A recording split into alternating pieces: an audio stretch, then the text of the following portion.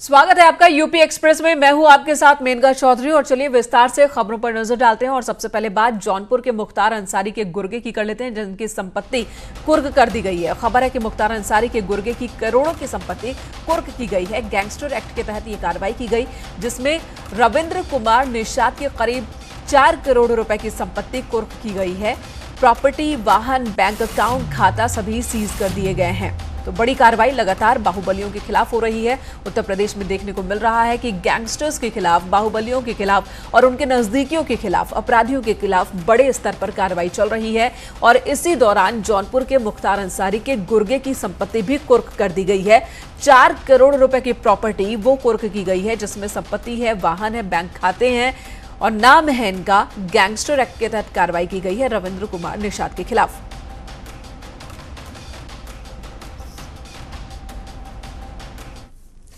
उधर मुख्तार अंसारी पर भी पुलिस का लगातार शिकंजा कसता जा रहा है। पुलिस प्रशासन ने गाजीपुर में मुख्तार अंसारी के 2 रिश्तेदारों और एक करीबी के हथियार लाइसेंस निलंबित कर दिए। निलंबित किए गए तीनों हथियार पुलिस के मालखाने में जमा भी करा दिए गए हैं। एसपी ओपी का दावा है कि शासन के निर्देश पर एंटी माफिया अभियान के तहत ये कार्रवाई हो रही है। मुख्तार अंसारी गैंग के सहयोगी 4 लोगों का शस्त्र निलंबित किया गया था, जिसको थाने के मालखाने में जमा कराया गया है। इसमें मोहम्मद सालिम, नूरुद्दीन आरिफ, मसूद आलम आदि हैं तथा मोहम्मदाबाद के 2 लोग हैं। और इसके अलावा जो 20 से अधिक माफिया गैंग जो जनपद गाजीपुर में पंजीकृत किए गए हैं, उनके विरुद्ध भी सघन। ऋषभ मणि त्रिपाठी हमारे सहयोगी लखनऊ से हमारे साथ जुड़ चुके हैं। ऋषभ, एक के बाद एक जितने भी बाहुबली हैं सबके खिलाफ और उनके करीबियों के खिलाफ कार्रवाई बड़े स्तर पर चल रही है। मेनका देखिए, ये वो बाहुबली हैं, वो बदमाश हैं, अपराधी हैं, जिन्होंने अपने बाहुबल से, अपराधों से बहुत बड़ा आर्थिक साम्राज्य तैयार कर लिया। और उसी आर्थिक साम्राज्य के बल पर ये कोर्ट में अपने मामलों की अच्छे से पैरवी करते हैं। शासन प्रशासन के सारी नेताओं में अपनी पैठ बनाए रखते हैं और उसी रकम का इस्तेमाल अपने आप को बचाने और बढ़ाने में करते रहते हैं। वाराणसी जोन में खास तौर से ये सारी बड़ी कार्रवाई हो रही है, क्योंकि वाराणसी और आसपास के इलाकों में ही खास तौर से मुख्तार अंसारी का दबदबा था। चाहे वो वाराणसी लोकल हो या गाजीपुर हो, जौनपुर हो, मऊ हो, बलिया हो, तो वहां के ये बड़ी कार्रवाइयां हो रही हैं। जौनपुर में ये मछली माफिया है रविंद्र निषाद, जो कि खास आदमी बताया जाता है मुख्तार अंसारी का। उसके करीब 4.25 करोड़ रुपए की संपत्ति जब्त की हुई है, जिसमें उसका एक मॉल बन रहा था आलीशान किस्म का, उसको भी अटैच किया गया है, उसका घर अटैच किया गया है, वाहन, बैंक खाते हैं। एक किस्म अलग अलग किस्म के धंधों में ये माफिया अपना पैसा लगाते हैं, जैसे मछली का जो धंधा। लेकिन अब इनके खिलाफ कड़ी कार्रवाई है ऋषभ, चाहे वो अतीक अहमद हो, चाहे मुख्तार अंसारी हो, इन लगातार शिकंजा कसता जा रहा है। इनके करीबियों के खिलाफ कार्रवाई हो रही है। कहीं पर संपत्ति कुर्क हो रही है तो कहीं पर हथियार के लाइसेंस रद्द किए जा रहे हैं और हथियार जब्त किए जा रहे हैं। क्या आगे भी कुछ, आज भी कुछ हैपनिंग है क्या ऐसा?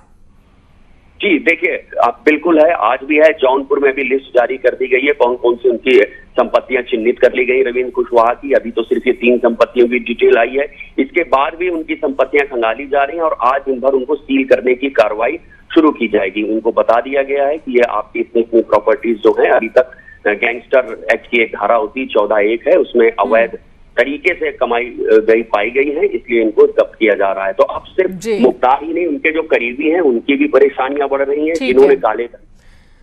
ठीक है, धन्यवाद ऋषभ इस वक्त पूरी जानकारी देने के लिए। यूपी में कानपुर कांड के बाद गैंगस्टर के खिलाफ लगातार एक्शन जारी है। वाराणसी जेल में बंद झुन्ना पंडित की करीब 60 लाख की संपत्ति भी कुर्क की गई है।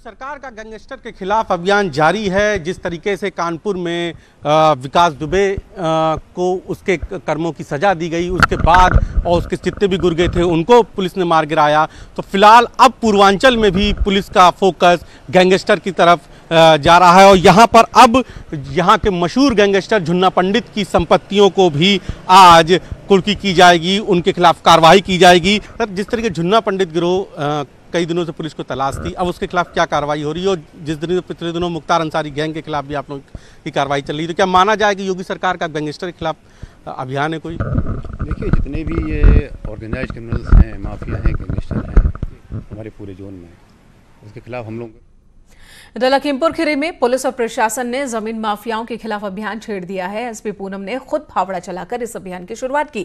यहां पर पौधारोपण किया गया। भूमाफिया और ग्रामीणों ने यहां वन विभाग की करीब 120 बीघा जमीन पर कब्जा कर रखा था। ये सभी करीब 51 साल से इस जमीन पर कब्जा बनाए हुए थे और खेती कर रहे थे, लेकिन अब इनके अवैध कब्जे को प्रशासन हटा रहा है। जंगल की कुछ जमीन पर बार बार ग्रामीणों के द्वारा कब्जा कर लिया जाता था। पूर्व में जब कब्जा मुक्त कराई गई तो दोबारा कब्जा कर लिया गया था। उस जमीन को कब्जा मुक्त करा के उस पे वृक्षारोपण कराया गया है। टोटल ये 120 बीघा के लगभग जमीन है और इसमें राजस्व की टीम, वन विभाग की टीम और पुलिस की पूरी टीम यहाँ मौजूद रह के देख के और तब कब्जा कराया गया है। इधर रुख कर लेते हैं हाथरस का, जहां पर लॉकडाउन के सिपाही के बेटों की गुंडागर्दी का वीडियो सोशल मीडिया पर वायरल है। सिपाही के बेटों ने गुंडागर्दी करते हुए गरीब ऑटो ड्राइवर के परिवार को जमकर पीटा। तो लॉकडाउन के दौरान ये तस्वीर भी देखिए जरा। सिपाही के बेटे की गुंडागर्दी। आरोप है कि दबंगों ने उसके परिवार की महिलाओं को भी पीटा है। ऑटो रिक्शा खड़ा करने को लेकर विवाद की शुरुआत हुई थी, जिस पर सिपाही हाकिम सिंह ने गुंडागर्दी शुरू कर दी। वो फिरोजाबाद में तैनात है।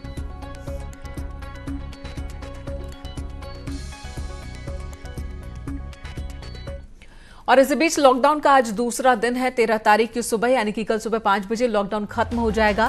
सड़कों पर लॉकडाउन का असर दिख रहा है। पुलिस की सख्ती की वजह से सड़कों पर सन्नाटा पस रहा है। शनिवार को देखने को मिला कि बहुत कम वाहन ही नजर आए सड़कों पर। खासकर जो जरूरी काम से जुड़े लोग थे उन्हें ही उत्तर प्रदेश में आवाजाही की इजाजत दी गई। ऐसी उम्मीद आज को लेकर भी है।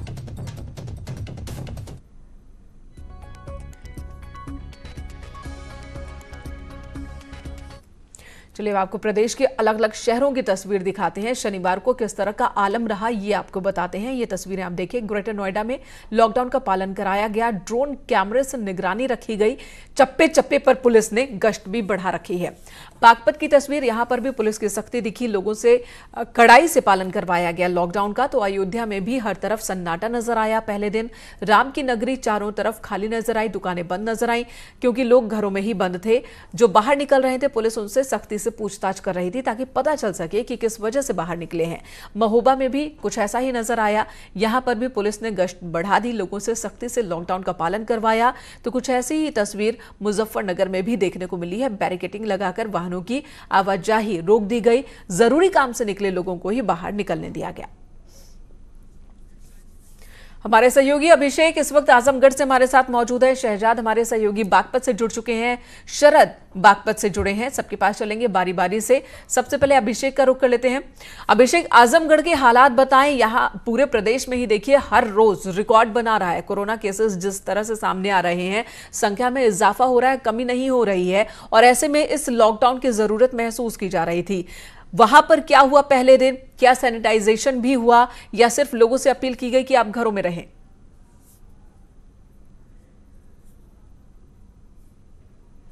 इनका निश्चित तौर पे आपको बताना चाहेंगे कि आजमगढ़ में लगातार कोरोना मरीजों की संख्या बढ़ती जा रही है। अब तक आजमगढ़ में जो कोरोना मरीजों की संख्या है वो बढ़कर 341 हो गई है, जिसमें 245 मरीज स्वस्थ होकर डिस्चार्ज हो गए हैं, जबकि 86 मरीज अभी भी एक्टिव है, जबकि 10 मरीजों की मौत हो चुकी है। तो लगातार आजमगढ़ जिला जो है वो कोरोना के मरीजों की संख्या बढ़ती जा रही है। ऐसे में 2 दिन से जो लॉकडाउन हुआ है, ऐसे आजमगढ़ जिला प्रशासन इस लॉकडाउन को सख्ती से पालन करा रही है। साथ ही साथ पूरे जनपद को जितने भी कंटेनमेंट जोन है उनको सैनिटाइज कराया जा रहा है। लोगों से अपील की जा रही है कि आप लोग लॉकडाउन का सख्ती से पालन करें। हालांकि आजमगढ़ के लोग जो है, आवाम जो है, वो पूरी तरीके से इस लॉकडाउन की सख्ती से पालन कर रहे हैं। लोग अपने घरों में कैद हैं, आवश्यक सामान लेने के लिए ही घरों से बाहर निकल रहे हैं। तो निश्चित तौर पर आजमगढ़ में जो लॉकडाउन हुआ है उसका सख्ती से पालन कराया जा रहा है। साथ ही साथ जो कुछ लोग हैं जो नहीं मान रहे हैं, घरों से बाहर निकल रहे हैं, उन पर पुलिसिया कार्रवाई भी की जा रही है। उनके चालान काटे जा रहे हैं। मास्क न लगाने पर उनके चालान काटे जा रहे हैं। हैं, बाइकों को सील कर दिया जा रहा है। तो कहीं न कहीं आजमगढ़ जिला प्रशासन लॉकडाउन को लेकर पूरी तरीके से सख्त है। आजमगढ़ की जनता भी पूरी तरीके से जागरूक हो चुकी है, आवश्यक कार्यों से ही बाहर निकल रही है। लेकिन जो जानकार हैं वो क्या कह रहे हैं, इस 3 दिन के लॉकडाउन का कितना असर पड़ेगा संक्रमण पर, क्योंकि संक्रमण लगातार बढ़ रहा है, तेजी से बढ़ रहा है, और ऐसे में लोग जो हैं, क्या उनके अंदर की जो भावना कहीं ना कहीं वो अब केयरलेस हो रहे थे। बड़ी संख्या में ऐसे लोग थे जो संक्रमण के खतरे को अब नजरअंदाज कर रहे थे, तो उनमें जागरूकता बढ़ेगी, इससे ये हो पाएगा।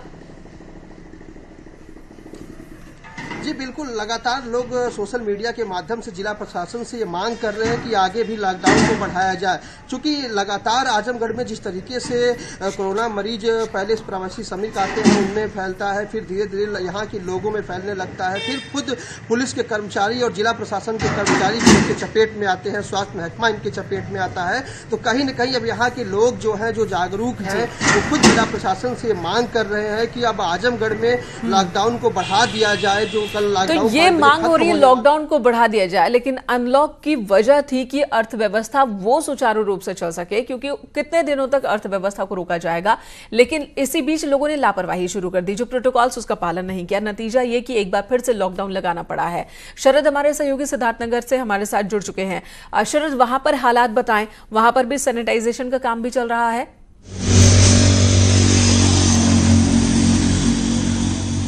जी बिल्कुल मैम, सिद्धार्थनगर में जब से अनलॉक 2.0 शुरू हुआ है, यहाँ पे भीड़ और सोशल डिस्टेंसिंग जैसी चीज़ों का पालन नहीं हो रहा है।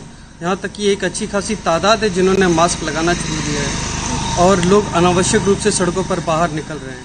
शरद, कल की क्या तस्वीर थी? 16,000 व्यक्तियों से 19,000 रुपए का। जी कल तो सड़कों पे सन्नाटा था, लेकिन और कल की दिनांक में अनावश्यक रूप से बाहर निकलने के तहत में और लॉकडाउन का उल्लंघन करने में 538 वाहनों का चालान हुआ, जिसमें से 422 वाहनों का चालान और 4,36,000 रुपए तक वसूले गए। तो हम इसी बात का अंदाजा एक दिन में 4,36,000 रुपए वसूल कर लिए गए, वो भी तब जबकि लॉकडाउन की अनाउंसमेंट पहले हो गई थी। सीएम ने भी जानकारी दी थी सोशल मीडिया के माध्यम से, और उसके बाद भी लोग सड़कों पर निकले बिना वजह, जिसकी वजह से इनके खिलाफ कार्रवाई की गई। धन्यवाद आप दोनों का। ब्रेक के बाद स्वागत आपका एक बार फिर से। कल रात ये खबर आई कि बॉलीवुड के महानायक अमिताभ बच्चन कोरोना पॉजिटिव हैं। उन्होंने खुद इस बात की जानकारी ट्विटर के जरिए दी। उनके बेटे अभिषेक बच्चन भी कोरोना पॉजिटिव हैं, ये खबर बाद में आई। इस रिपोर्ट के आने के बाद मुंबई के नानावती हॉस्पिटल में दोनों ही एडमिट है। 77 साल के अमिताभ बच्चन ने खुद इस बात की जानकारी सोशल मीडिया के जरिए दी।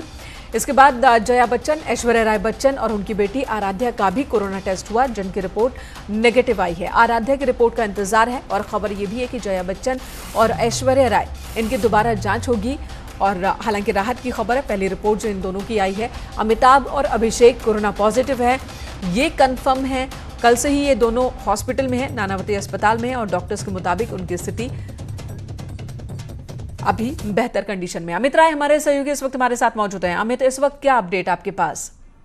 देखिए, अस्पताल प्रशासन की तरफ से जो है एक बयान जारी किया गया, उसमें साफ तौर पे बताया गया है कि अमिताभ बच्चन की हालत जो है वो स्थिर है। अमिताभ बच्चन में कोरोना के हल्के लक्षण है और अमिताभ बच्चन इस समय आइसोलेशन यूनिट में जो है भर्ती हैं, और अमिताभ और अभिषेक दोनों की हालत जो है अब बिल्कुल स्थिर जो है बताई जा रही है। और एक और जानकारी दे दूं कि बीएमसी अधिकारी जो है कॉन्टेक्ट ट्रेसिंग के लिए अमिताभ बच्चन के परिवार सदस्यों से 10 बजे मुलाकात करेंगे। हालांकि शुरुआती जानकारी के आधार पर कुछ कॉन्टेक्ट ट्रेसिंग हुई है, लेकिन परिवार से मिलकर पिछले कुछ दिनों में जिन लोगों से परिवार के व्यक्तियों से मुलाकात हुई है उनसे संपर्क किया जाएगा, क्योंकि साफ तौर पे अमिताभ ने भी अपने ट्वीट में लिखा था पिछले 10 दिनों में जो लोग मेरे कांटेक्ट में आए सभी लोग जो है अपना टेस्ट कराएं। कुछ ही देर में जो है बीएमसी की यूनिट जो है अमिताभ बच्चन के तीनों बंगले पर पहुंचेगी और वहां पे जो है सैनिटाइज किया जाएगा। अमित, एक सवाल, जो अमिताभ बच्चन के बंगलों पर जो सिक्योरिटी गार्ड्स हैं और जो स्टाफ हैं, क्या उनकी रिपोर्ट आई है या अभी आनी बाकी है? क्योंकि कहा यह भी जा रहा है कि मुमकिन है कि सिक्योरिटी गार्ड भी कोरोना पॉजिटिव, क्योंकि उस इलाके में कोरोना का खतरा बहुत ज्यादा। उनकी रिपोर्ट आना जो है अभी बाकी है, क्योंकि हमें जो जानकारी निकल के आ रही शायद आज दोपहर तक जो है उनकी रिपोर्ट जो है वो आ सकती है। और एक और मैं आपको जानकारी दे दूं यहाँ पर कि पहले जो है अमिताभ बच्चन और अभिषेक बच्चन ने जो एंटीजन टेस्ट जो है वो करवाया था, और अभी रात को भी उन दोनों का टेस्ट हुआ है, शायद दोपहर तक दूसरी रिपोर्ट भी आ सकती है। जी अमित, धन्यवाद इस वक्त पूरी जानकारी देने के लिए। तो पहले एंटीजन टेस्ट करवाया था अमिताभ ने, कोरोना पॉजिटिव आने के बाद दोबारा से सैंपल लिए गए और उस रिपोर्ट का इंतजार है। लेकिन अमिताभ बच्चन जो कि कोरोना पॉजिटिव पाए गए, हल्का लक्षण उनमें बताया है डॉक्टर्स ने, और साथ ही डॉक्टर्स ने यह भी बताया कि उनकी हालत बेहतर कंडीशन में है। अभिषेक भी ठीक है और खाना भी वक्त पर खाया उन्होंने। और उधर बीएमसी भी लगातार अब अमिताभ के संपर्क में आने वाले लोगों की तलाश में जुटी हुई है और 10 बजे परिवार से मुलाकात बीएमसी के अधिकारी करेंगे। और इसी खबर के साथ इस बुलेटिन में इतना ही, लेकिन ब्रेक के बाद भी खबरों का सिलसिला जारी है।